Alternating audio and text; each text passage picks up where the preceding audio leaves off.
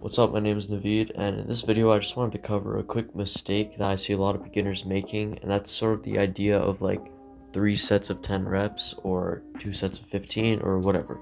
And especially with a lot of the beginners that I've helped, and I've kind of looked through their program and it says things like bench press 3 sets of 10 or incline dumbbell press 2 sets of 8, which is not really how it works. And just the whole idea and structure I feel like kind of gets misunderstood by a lot of beginners. And when I'm saying that like 3 sets of 10, I'm not really talking about the numbers necessarily, and I'm also not talking about the set number, like the amount of sets you're doing. Like that's fine to have a set number of sets, right?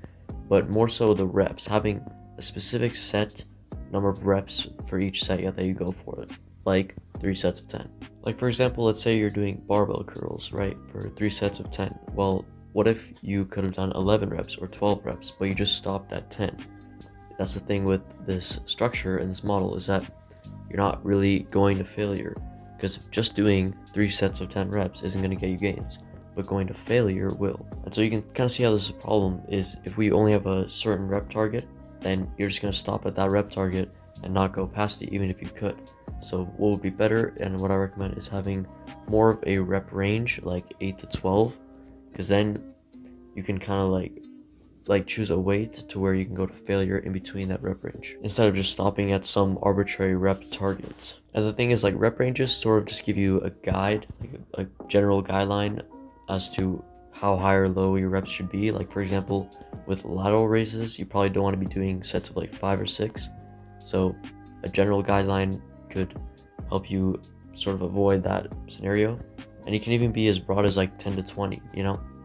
I mean, it's a lot easier to choose a weight that you know you can hit failure between 10 and 20 reps than it is to choose a weight that you know you're going to hit failure at specifically 15 reps. And also, the specific amount of reps you do doesn't even matter that much. Like whether you do sets of 8s or even 30, like it doesn't matter a ton. Of course, each exercise has its own like rep range that would be better, and also varies person to person. But overall, if you get like 15 reps, if you're supposed to get 15 and you got 17, like it's the same shit, you know? And if you got 8 versus 10 versus 12, like either way, you're gonna get results, whether you get 8 reps or 12, you know what I'm saying? And think about it like this: if you did 10 reps on your first set and went all out to failure, then there's no way you're getting 10 again the next set. You're probably gonna get like 8 and then maybe 6 on the next one. So what this leads to is not going to failure, and you're gonna do the 10 reps, but it's not actually gonna be failure.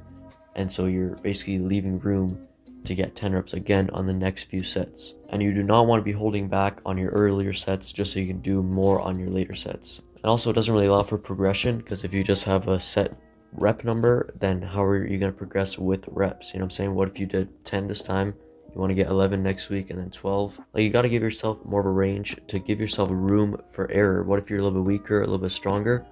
What if you were a bit stronger that day and you just stopped at 10?